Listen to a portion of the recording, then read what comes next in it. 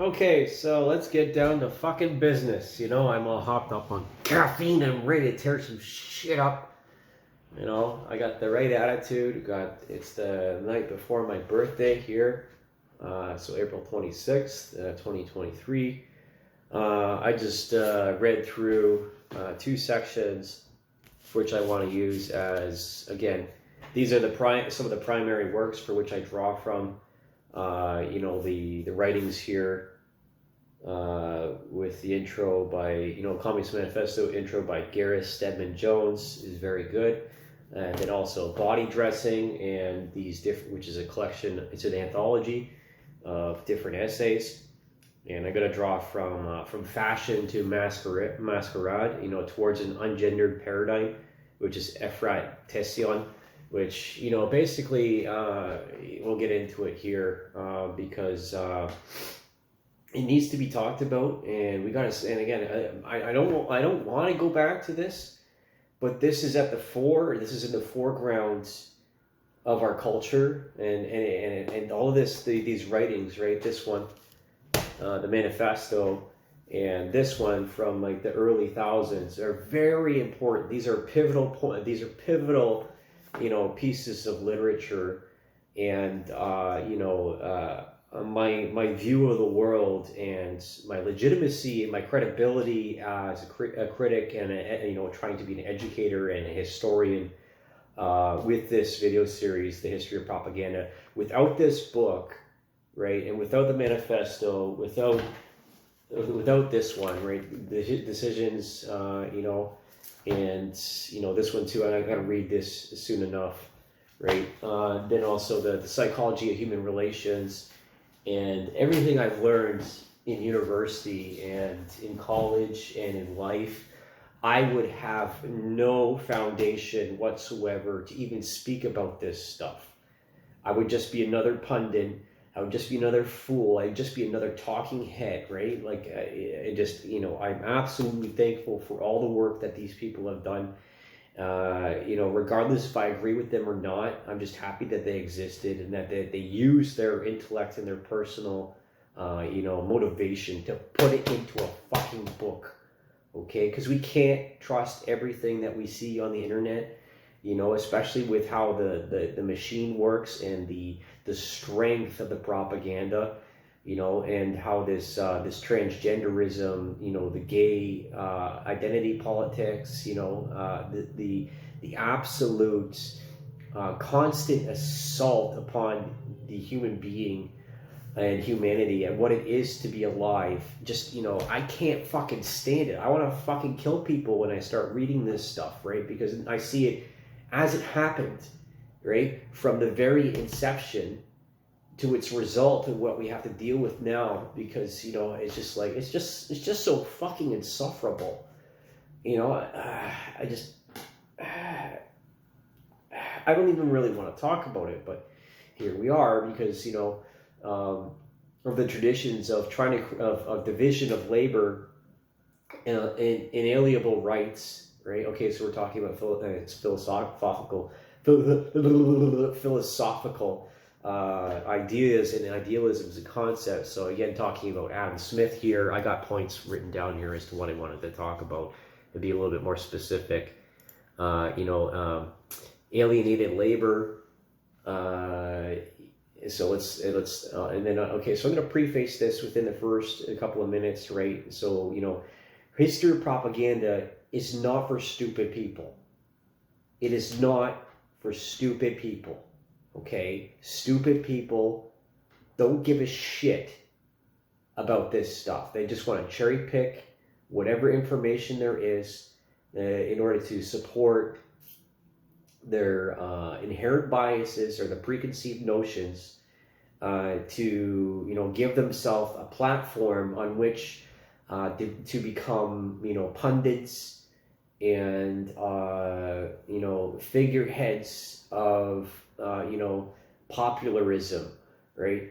I'm not gonna put any names out there and the usual suspects, the usual targets, because this is the world we live in. You can assault the character of someone and tear them down with spin and with propaganda and with straw man arguments, and then stupid people will just believe you.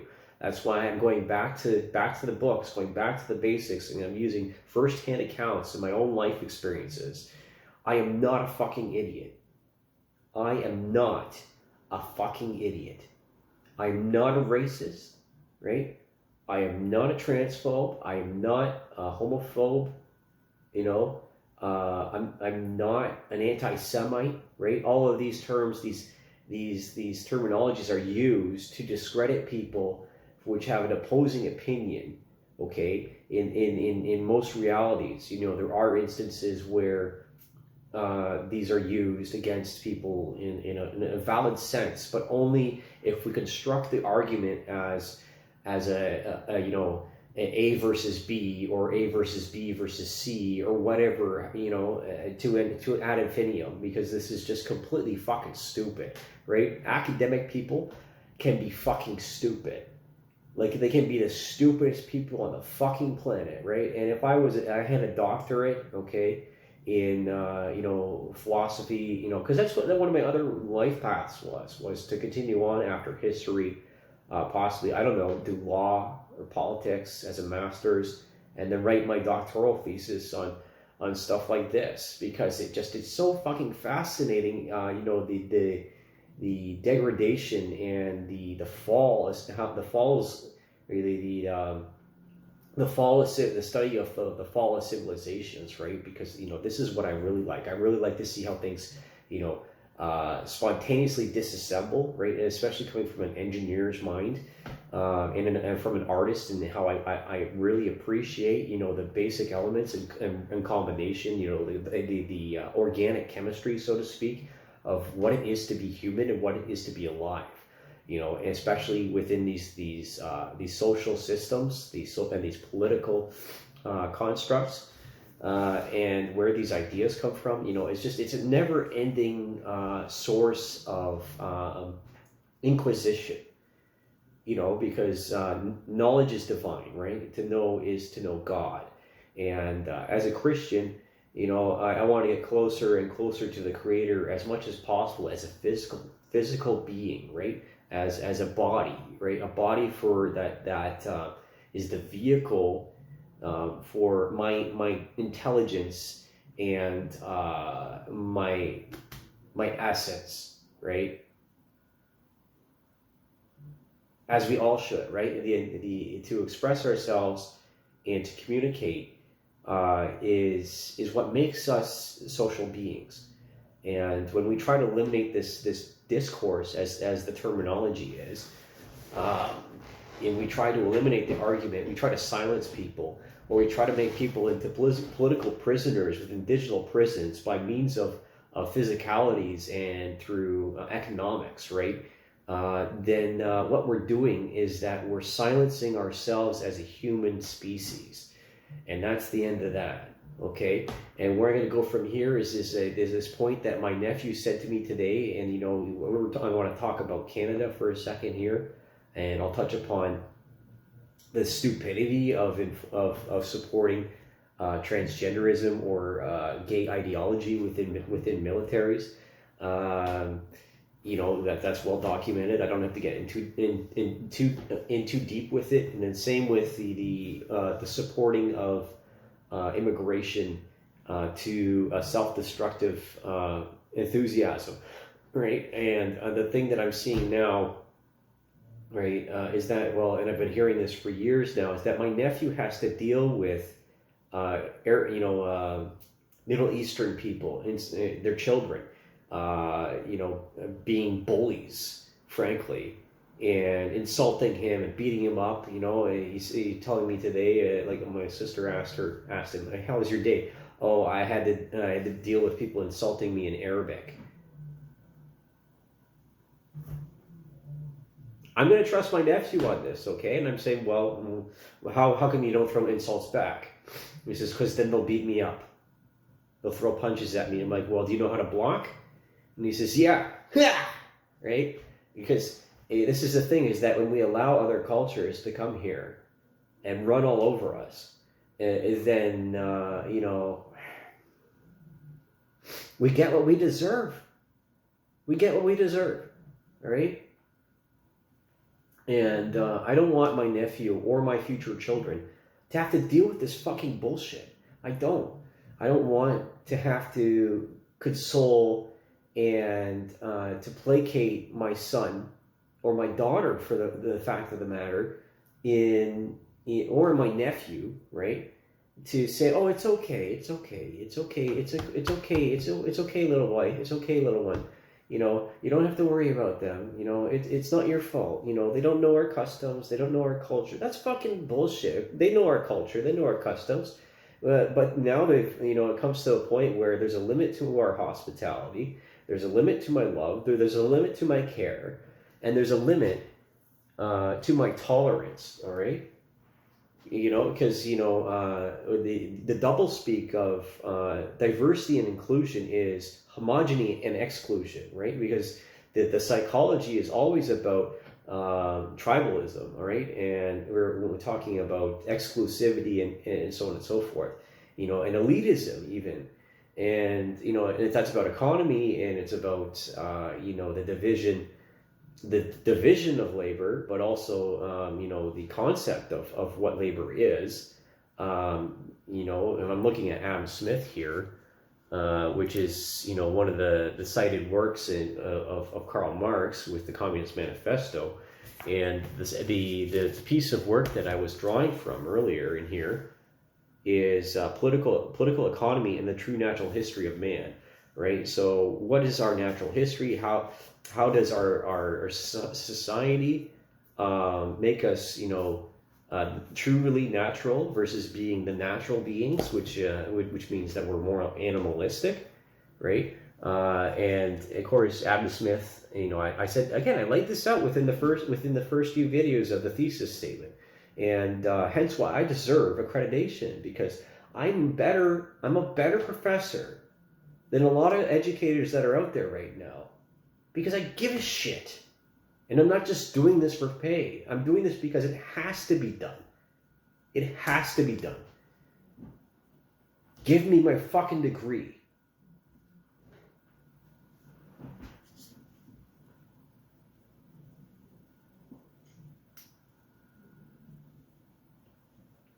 Okay.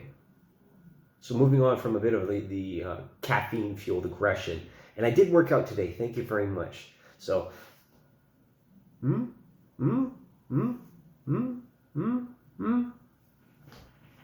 fuck you. All right. So then Adam Smith talks about, crony capitalism, the foundations of the classical free market, the wealth of nations, which everybody knows, divisions of labor, rational self-interest.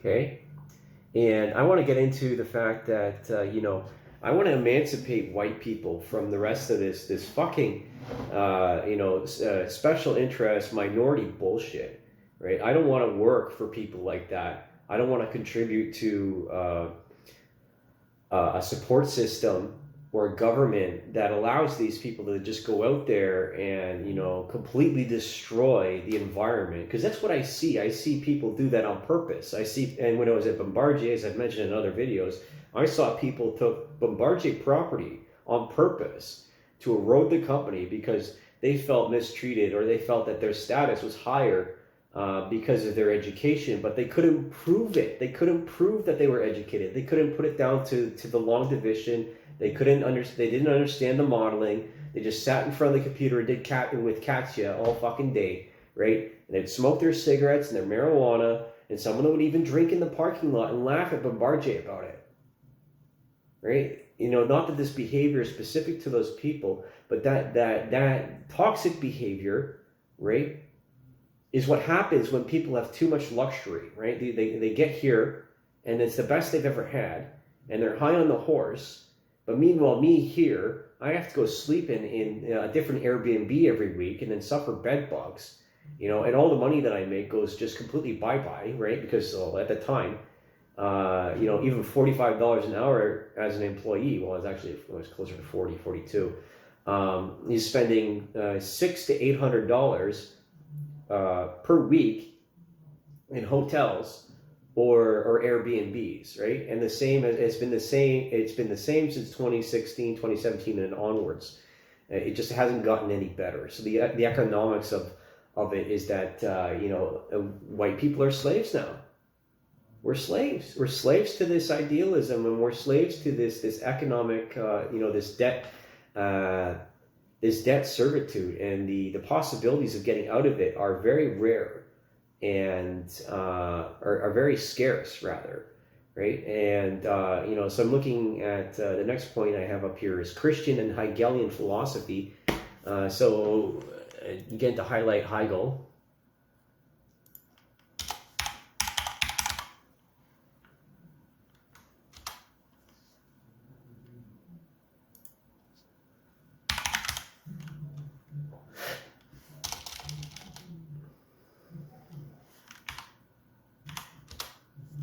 Well, there's Heidegger.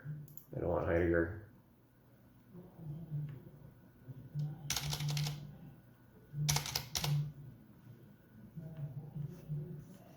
Let's see.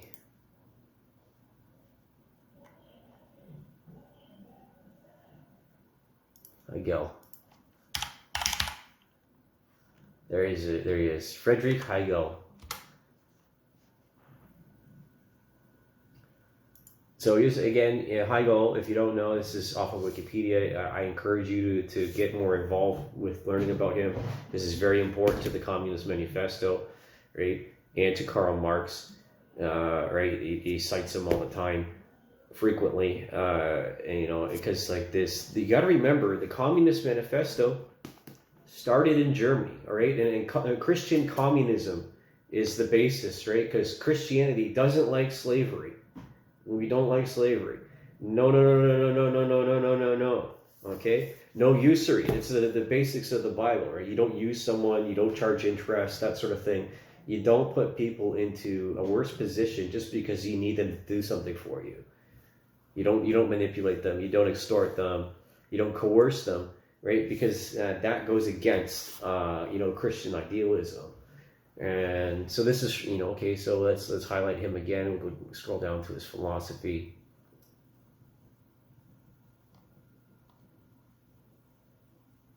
The phenomenology of spirit, all right? So this, again, has to do with the esprit de corps and, what drives us, right? What gives us a motivation? So post-Kant, yeah. Kant's cool.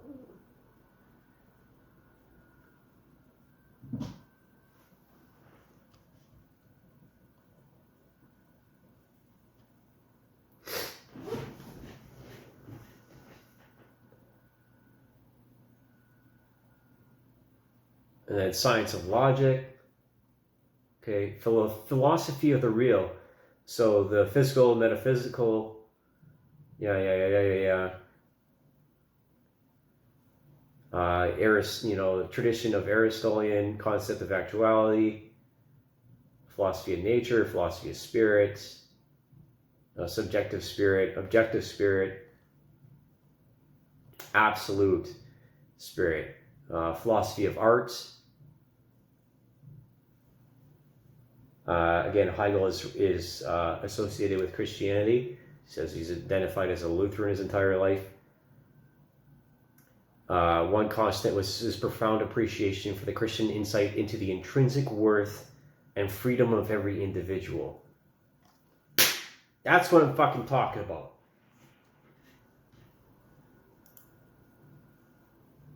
Okay? And then that gets in, okay, so then we're talking about private versus public property, the riddle of humanity, the annulment of objectivity, man as a natural human being, as I said, this versus being the natural being, and then I'm getting into the the body dressing, which is the section, okay, fashion, the masquerade. So basically, what I'm trying to say with this first part is that this transgenderism ideology is partially about labor and about status and about tribalism. And as I said it before in the very beginning, the surgeries and the dress, right, and the expense of the mask. So again, of the masquerade. I can't even say it because that's what it's getting into here. But then there's more negative and more aggressive aspects to it, which has been demonstrated with Drag Time Story Hour, right, and with even RuPaul's drag bullshit, and then even Glee, this Glee clubs and whatnot, these performative aspects that so some people are ostracized for being feminine men or masculine women, which so I've been subjected to these things because of my mannerisms and misconceptions about my sexuality. But again, I'm straight, thank you very much. Okay, I don't have questions about this anymore. I've been subjected, like many other people, to this onslaught of gender questioning and being a creative person and drugs and whatnot, and some mental health issues. You want to, and you are leaded towards these identifications of constructs. And then therein lies the issue or the problem, because then it becomes a self-flagellation or masturbation in of neuroses, because that's what happens when you don't deal with the root causes and the root problems of your mental health issues, right? You get into these rituals and of self-harm and so on and so forth. Okay, so fashion to masquerade towards an ungendered paradigm. Like I read both of these things before starting this video. And then one of the things that it cites is Zizek. What's his fucking name? I never liked him.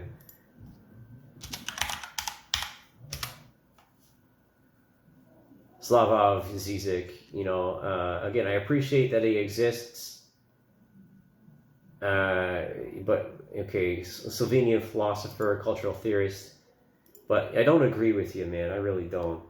And his work was very popular. In 2012, and a bit earlier, again, which has to do with this with atheism and the leading Hegelian of our time. I can't. His parents were atheists, and these are important influences. Economist and civil servant, whatever.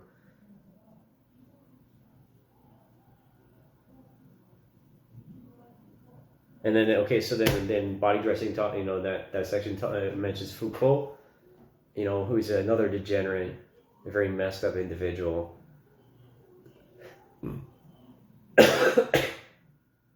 So this just demonstrates that there's even conflicts with the conceptualization and the ideas of what socialism is supposed to be, and like how there's no true communism, on the political compass. You'll probably you'll figure it out. This is going to be on YouTube for a very long time. I'm not exactly towards the right. I'm not exactly towards the left, right? I have my own position, and there's reasons why I come to that position.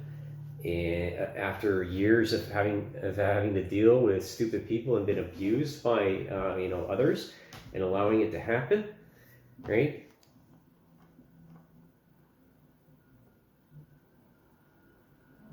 Because a lot of this stuff is gobbledygook,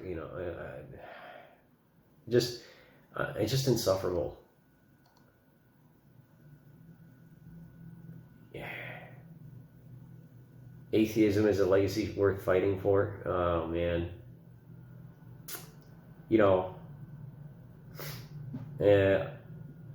Radical leftists. Okay, I agree with him on that in this little excerpt. This is just Wikipedia is just an excerpt. Excerpt is not. It's not the entire story. So what he says here, that communism is a total failure in the 20th century, and more specifically, all the network of phenomena we refer to as Stalinism, as maybe the worst ideological, political, ethical, social, and so on catastrophe in the history of humanity. That's what I'm talking about, okay? Excuse me.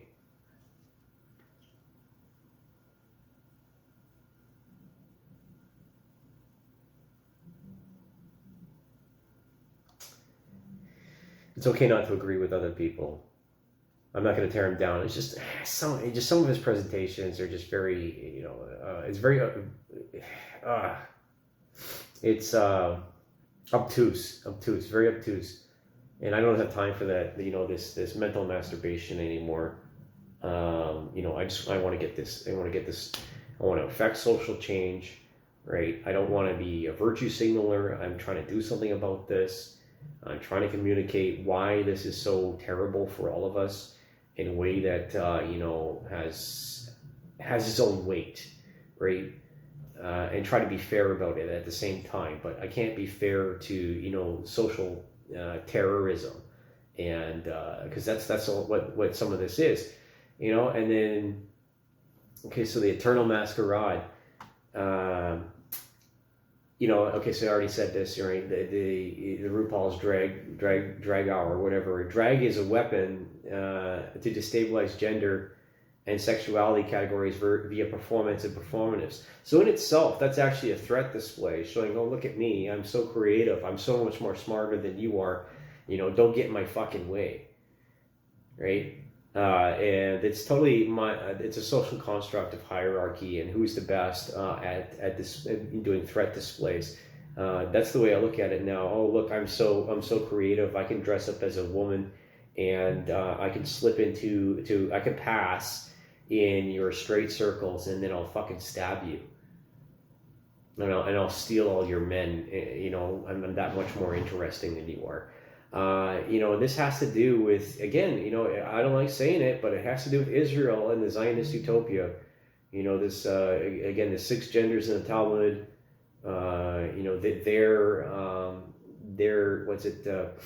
their caste system, right? It's tribalism and territory.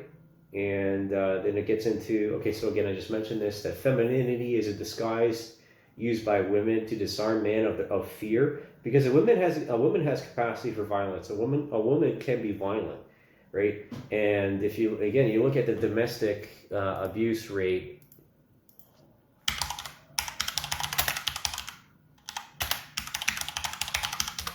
domestic abuse statistics, male on female. So it's this one. Okay, so this is off of NCAD. So let's go actually by the Victims of Crime Research Digest 14. This is from the justice.gc.ca. Male survivors of intimate partner violence, a summary. So this was reported.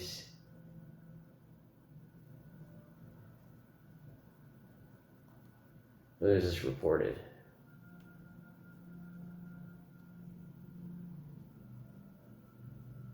Okay, so this is a summary of male survivors of intimate partner violence in Canada.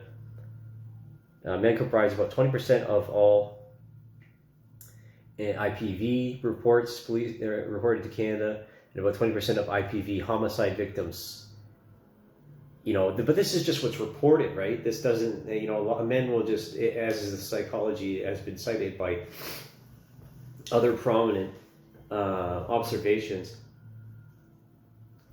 that, it has to do with the psychology, that women will threaten violence and will threaten isolation and will threaten with the removal of intimacy for power, and also the removal of children, which is again supported by the case structure, or say the statistics of divorce cases and paternity cases. I can't tell you to what degree, but I know that it exists, right? I'm not going to tell you that it's one way or the other, but it does exist, and we need to be reminded of it. Okay, the rate of IPV reported by men and boys has increased over the past 5 years. In 2018 and 2019, the number of cases reported by men increased 10%, while the number reported by women decreased 5%. Men are less likely than women to report domestic abuse, and when they do, it is less likely to result in an arrest or police record. It's right fucking there. It's right fucking there. Okay? So that this means that, there's a change. And then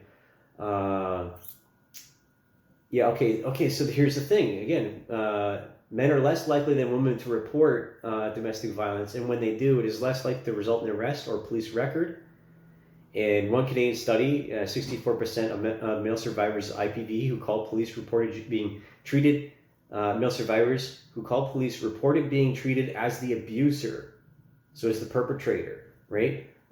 In the absence of good male role models or of societal trust, women will replace the legal system. Replace them with the legal system, and they'll use the legal system to manipulate and to play the victim card, honestly. And I don't need to say anything more. This is just the truth of the matter. Anybody that actually does their job in the legal system or in law enforcement knows this to be true, and they see it on a daily basis with every call that they go to.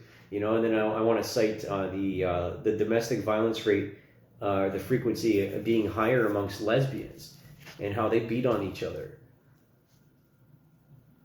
I encourage you to look into it. It's very interesting how psychology and how this gender ideology and the transgenderism and the performatives of the hierarchy, the dominance hierarchy, and then the result that we have to deal with now, and how I myself, as an example, as a straight white cisgendered man, right, or super straight, whatever this identity that wants other people want to give to me, that I'm an involuntary incel or something along those lines, or that I'm not worth having children with because of my peculiarities, or because I'm damaged, or because I have psychological conditions or whatever. Just fuck you. Okay, I'm dealing with my shit.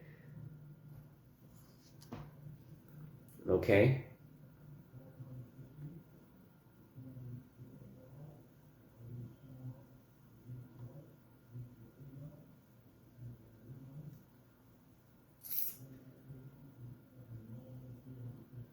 Okay, I'm going to save this. That's a good example. I wasn't even intending to get to this, but it proves a point, because violence. We all have the capacity for violence, and it can be communicated, or the threat therein, because of propaganda is weaponized artwork, and it's threat displays and so on and so forth. With the psychology and how we find our place amongst other people. And so because Israel, they did a Hugo Boss, in Palestine, where they're trying to establish a home for all of them after the Second World War, and the foundation in 1948, with uniforms of working people, therefore unified identity, and a live action play / threat display. And then the social idealization of socialism is part of Zionism, and also radical nationalism. So I'm going to put it out there and say it. Jews in Israel are Nazis. Jews in Israel are Nazis, because Nazi stands for National Socialism, right? National Socialism. Jews are Nazis, right? It's the projectionism, right? I'm going to put you in the narcissism that happens, right? This is just Zionist Jews, all right? I'm going to put the brakes on this here, right? and like again, so we're talking about dominance hierarchy, and the nature by which, okay, within the more reserved traditional societies. So this one is one point that I picked out from body dressing and this the masquerade and genderlism. I mean, ungendered paradigm. The seductive nature of boyish charm via austere dress used by lesbians for camouflage among straight people. So this is another thing, is that, again, gay people had to use camouflage and use signals so as to not rock the boat, right? But as soon as it's out of the closet, right? As soon as it's out there, right? Then it's no longer about acceptance at that point. After you're out, then it's accepted, right? And the culture never really used to give a shit, excuse me, especially Canadian culture. As long as you weren't shoving your predilections or your perversions down other people's throats, then nobody gave a shit, right? I've gone to gay bars more than once. I've dressed up as a woman and I cross-dressed. When I was in university, there was me and one other man. And all the women, they dressed up as men, right? We used to have, a more antagonistic relationship with gay people because, well, it's not necessarily a desirable lifestyle. And there was a reason why we didn't allow gay people to have children and to adopt them, because that's the price you pay for that lifestyle, right? We don't want too much of it. And I know there's a lot of gay people out there that are not stupid, okay? They don't want it to, because there's no more gay people if there's no more reproduction.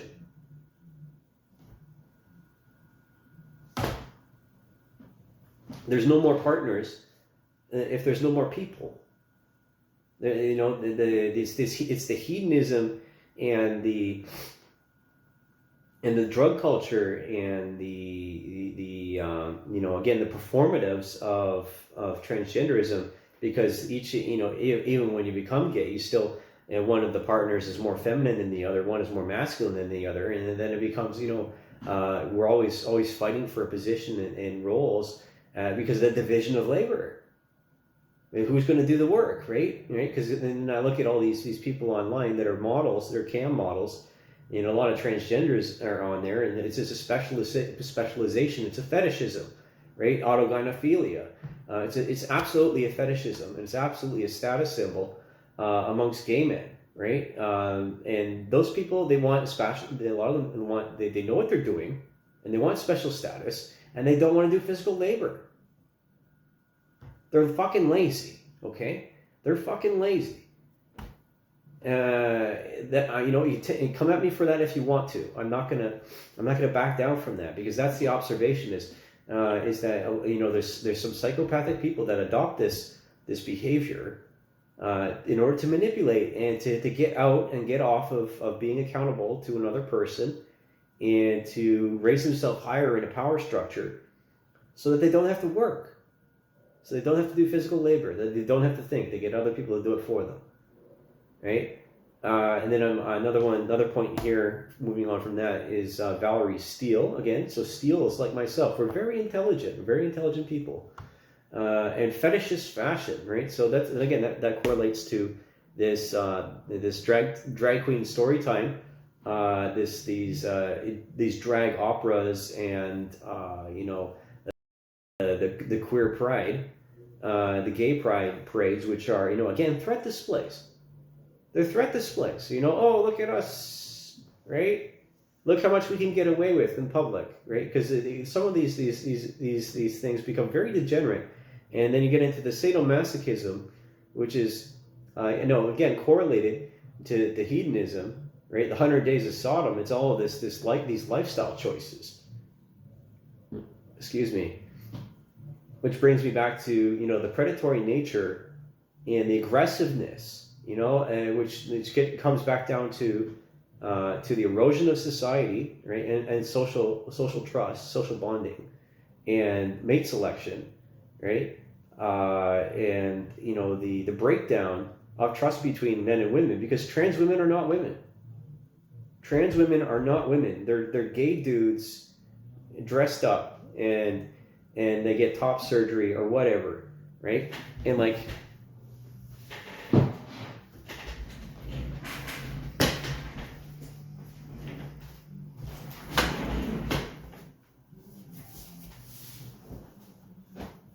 I got bigger tits than some women, okay? I got bigger tits than some trans women. And this is fucking muscle, okay? This is what it looks like to be a man, right? Not everybody looks the same. And not everyone is an Instagram model.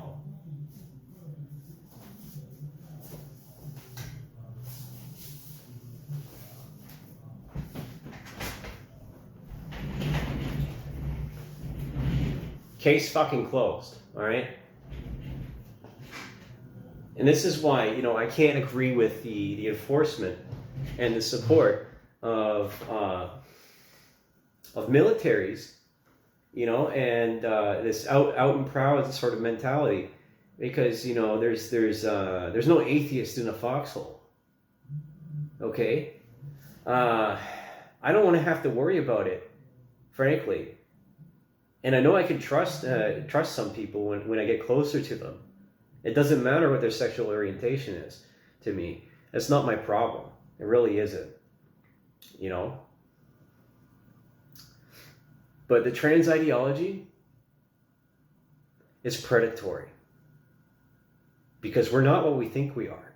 And when we have an abundance of technology, and we have this, you know, this hyperstimulation, and we have this, you know, this safety net that is so strong, the socialist safety net that supports these people, in which they have no other incentive to move on, and they have no incentive to alter their behavior, right? And they just continue on, you know, claiming themselves to be disabled. It removes agency from people that actually are disabled, and it removes resources from people that are actually disabled. And I can't support that. And you shouldn't either. And I can't support the propaganda. And I hate the propaganda. I hate the marketing. You know, I've always been against this, you know, the onslaught of advertising and how it influences body image and how it changes our culture. You know, it's just the fact of the matter, right? I don't want to explain it any further, and you know, hence why military should not be supporting this. We should not be supporting it, because this is one of the driving factors as to why the enrollment rates go down, is because there's a disillusionment with the esprit de corps, or the reason for existence, right? Because you know, you're not, you know, what am I, a drone? Why is this person getting more favoritism than I am? You know, why is this special interest? Why is this minority group getting promoted instead of me, when I have more merit and I did more work? But because I you know, I don't play politics, or because I'm not as well liked as somebody else, that I don't get the position that I deserve, or because someone looks at me because I'm cocky or whatever, or that I'm arrogant, or that you know, I'll wreck all their shit, or I'll expose them for being a psychopathic person, or being manipulative, or being a sexual predator. We have to be accountable, and we have to stop this shit. And I'll keep doing this. I'll keep doing it like everybody else on YouTube until the problem is resolved, because it is a problem. This predatory nature and these threat displays, they're a fucking problem, right? And Tel Aviv, right, the gay capital of Israel, is a fucking problem, because we continue to allow it to happen, right? Progressive Christianity, right? Progressive Judaism. And this Roe is dead. Okay, we have too much abortion. We've completely gone off the deep end, right, towards this multitude of division. And that's where our culture is at right now, and this is what leads to social isolation and cultural suicide. And why are we doing that? Why? To be slaves in a new era? I don't want to be a slave. And neither should you.